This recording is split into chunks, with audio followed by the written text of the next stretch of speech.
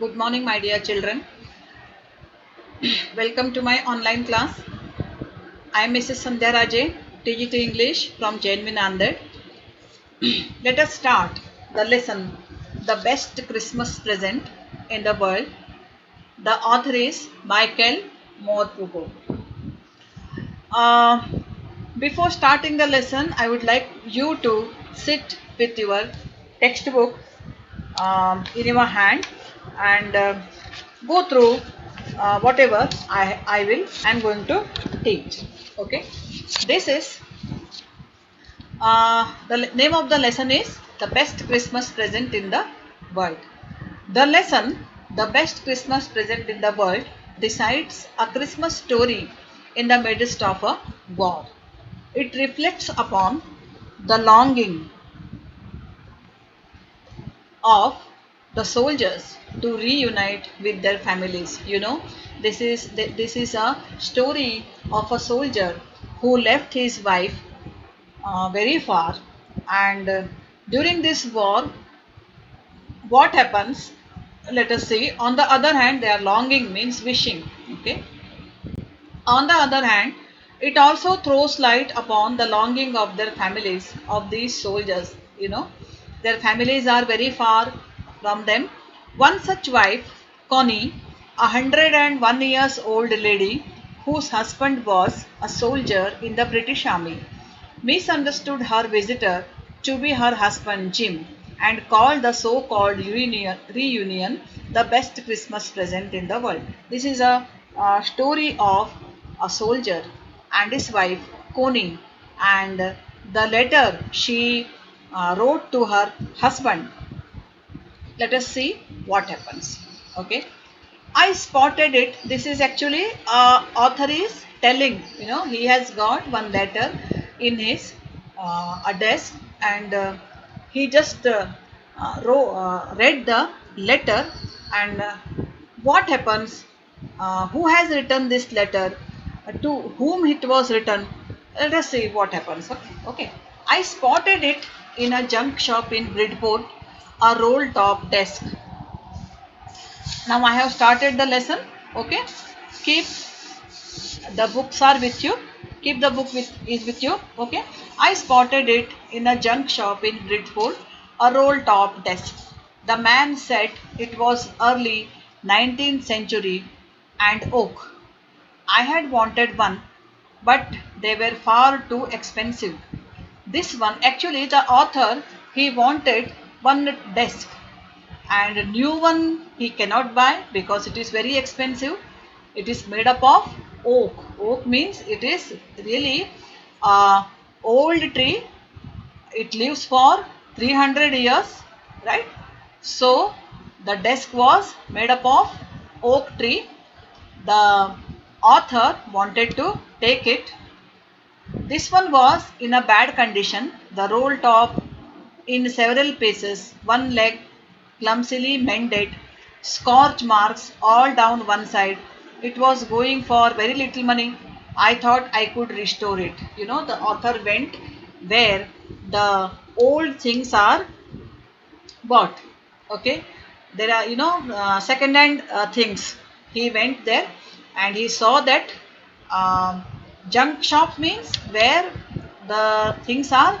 See, the meaning is given here. Junk shop means a shop selling miscellaneous second hand or old out of use material. So old things, second hand things are available in this junk shop. Okay, so author went there for one desk. Okay, but the desk was in a bad condition. Bridport means a market town in Dorset, England. This story is from England, and the name of the place is Dorset, and Bridport means that is a market town. Okay, he went there for that roll top desk. A writing desk with a flexible cover sliding in curved grooves, clumsily mended, unprofessionally repaired as if by someone unskillful. That was not in a good condition, it was curved one. Okay. The author thought With a little money, he can buy uh, this roll top. He will get it repaired and use it. Okay, it would be a risk, a challenge, but I had to have it. I paid the man and brought it back to my workroom at the back of my garage. I began work on it on Christmas Eve. Scorch marks, burn marks. Some things might be burnt. So the desk was like that. So the author wanted to restore it, repair it, okay, so that he can use it. Understood this passage? Okay. The story opens with the narrator present in a second-hand goods shop. He had been longing for a roll-top desk since a while, but could not get his hands on one because they were too expensive. Finally, he saw one at the junk shop at Bridgeport. The seller told him that it belonged to the days of early 19th century and was made of oak. Old as it was in a poor shape. The roll top was not in a single piece. One of its legs was unskillfully repaired and it had marks on one of its sides as if it were burnt down because of it being old, and the condition in which it was available for a very cheap price. Because it was not in a good condition, the author could buy it at cheap price. The narrator wanted to get it so badly that he believed he could restore it even though it was less likely. Thus he bought it by paying the man in the shop and took it home. He took it to his workroom, which was at the back of his garage, and began working on it on the eve of Christmas. So, on Christmas Day, he started working on that roll top desk. So, the lesson continued now. I removed the roll top completely and pulled out the drawers. The veneer had lifted almost everywhere. Veneer means, I'll give the meaning. It looked like water damage to me. Both fire and water had clearly taken their toll on this desk. The last drawer was stuck fast. I tried all I could to ease it out gently. In the end, I used brute force. I struck it sharply with the side of my fist, and the drawer flew open to reveal a shallow space underneath a secret drawer. There was something in it. I reached in and took out a small black tin box. Cello taped to the top of it was a piece of lined note paper, and written on it a shaky handwriting, Jim's last letter, received January 25, 1950, to be buried with me when the time comes. I knew as I did it that it was wrong of me to open the box, but curiosity got the better of my scruples. It usually does. When he brought the roll top to his home, the author, the narrator, started working on it. It has so many drawers. He wanted to open it. It was not ready to open, but author forced it to open. And what happens? He got one letter in one of the drawers. Veneer means a thin layer of plastic or decorative wood on furniture of cheap wood taken their toll on damage. You know, uh, in when you use the dining table, a thin layer of plastic is kept. You know, that is called veneer. Stuck fast, very tight, shut very tightly. Brute force. Brute force means with lot of force you just open it with your energy, that is brute force. Cello tape, fasten or stick with transparent adhesive tape. Okay, cello tape, it is taped, fasten. Scruples, feelings that make you hesitate to do something wrong. Scruple means whether you will do it or no. You will be in confusion. Okay. So the desk was in a bad condition, and it appeared to him that water and fire had clearly done enough damage. It was not in a good condition, I told you already. The fact that all the decorative wood or veneer was coming out made it more likely that it could be water damage. He removed the roll top entirely and started taking out the drawers. While all the drawers came out, the last one was stuck. He tried pulling it gently, but when it did not work, he had to use extreme force to take it out. He punched the drawer with the side of his fist only to find a space underneath it when it opened. It was a secret drawer with a black tin um, like box inside it. Fixated on its top side, there was a letter on which it was written. The author found a letter, and on that it is written, Jim's last letter, received January 25, to be buried with me when the time comes. So, in shaky handwriting, he knew in his heart that it was wrong. So, the author was confused whether to open the box or no. He was actually others letter we should not open and we should not read. The author knows, but here nobody was there, and unless he read, how can he come to know about that letter? That is why the author started reading. Inside the box there was an envelope. The address read Mrs. Jim Macpherson, um, 12 Copper Beaches, Bridport, Dorset. I took out the letter and unfolded it. It was written in pencil and dated at the top December 26, 1914. He found an envelope inside the box, um, tin box. When he opened it, there was an address written on it. It read Mrs. Jim Macpherson, 12 Copper Beaches, Bridport, Dorset. The narrator took out the letter, unfolded it, and began reading.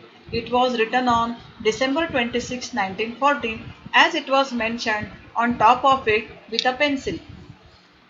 Okay. Dearest Connie, I write to you in a much happier frame of mind because something wonderful has just happened that I must tell you about at once. We were all standing in our trenches yesterday morning, Christmas morning. It was crisp and quiet all about, as beautiful a morning as I have ever seen, as cold and frosty as a Christmas morning should be. I have given some new words of this passage. Frame of mind means a particular mood that influences one's attitude or behavior. Write down all these words in your notebook. Okay? Standing to, taking up position. Trenches. Trenches means long, deep ditches in the ground where soldiers hide from the enemy. Crisp, cool, fresh, and invigorating. Frosty, very cold with frost forming on surfaces. Here the letter starts. A soldier has written a letter to his wife while he was busy in his war. The letter begins with an informal and friendly salutation to someone named Connie. Okay, maybe his wife's name is Connie. Jim reveals that he is writing in a very happy mood and he is about to share the details of something great than he had experienced. He tells her about the day when all of them means other soldiers may be there with him, were in their positions in trenches the day before. It was Christmas Day. The weather was cool and noiseless, which made the morning, as he described, one of the beautiful mornings he had experienced. There was frost all around, just like it should be on a Christmas morning. So that was the explanation of that paragraph. I should like to be able to tell you that we began it, but the truth, I am ashamed to say that Fritz began it. Okay. Um, Fritz, someone saw a white flag waving from the trenches opposite. Then they were calling out to us from across no man's land. Happy Christmas, Tommy. Happy Christmas. When we had got over the surprise, some of us shouted back, Same to you, Fritz, same to you. I thought that would be that. We all did. But then suddenly one of them was up there in his grey coat and waving a white flag. Don't shoot, lad, someone shouted, and no one did. Then there was another Fritz up on the parapet, and another, keep your heads down. I told the men it is a trick, but it was not. We thought here actually Toms and Fritz. I will tell you what actually these words are. White flag means when you do not want to do any war, you have to show white flag. Okay, that means that there will be a request for negotiation. Okay, no man's land means disputed ground between the front lines or trenches of two opposing armies. That land does not belong to anyone, any army. Fritz means a name for a German soldier. Okay. Tommy means a common English name used here to refer a British soldier. Tommy's means English British soldier and Fritz means German soldiers. Parapet, a protective wall or earth defense along the top of a trench or other place of concealment for troops. So write all these new words with meaning. He expresses how much he wants to tell Connie that it was the German soldiers who began it. Actually, both of them were standing on no man's land and they were waving the white flags. He conveys how he is feeling uncomfortable to reveal that it was the Germans who started it. He lists the series of events of how they first waved a white flag. White flag is a symbol for surrender, truce, and negotiation. It is waved in order to make the other party aware of the intention and to indicate to them not to shoot. Then he tells how they heard someone from the no man's land shout, Happy Christmas, Tommy, Happy Christmas. They were shouting because that was the day of Christmas. On that day, they don't want to do any war. They use Tommy to refer to the English army as it is a common British name. Once the British army understood what was happening, they wished the Germans back. They also thought that that was it, but only then they could see them on the no man's land wearing great coats, waving the white flag and shouting, telling the English army not to shoot. The army did not shoot while one by one the Germans came out. Jim instructed his soldiers to stay hidden as he suspected it to some kind of trick. First of all, Jim thought they were cheating them, but it was not like that. That was the day of Christmas. They wanted to celebrate it, they wanted to enjoy the day. That is why they did not do any trick. The fact that Jim was instructing everyone shows that he was their chief of head. Okay, I will stop here. Tomorrow I will continue the next lesson. Okay, this is enough for today. That's all for the day. Tomorrow at this same time I'll continue the lesson. Okay, bye.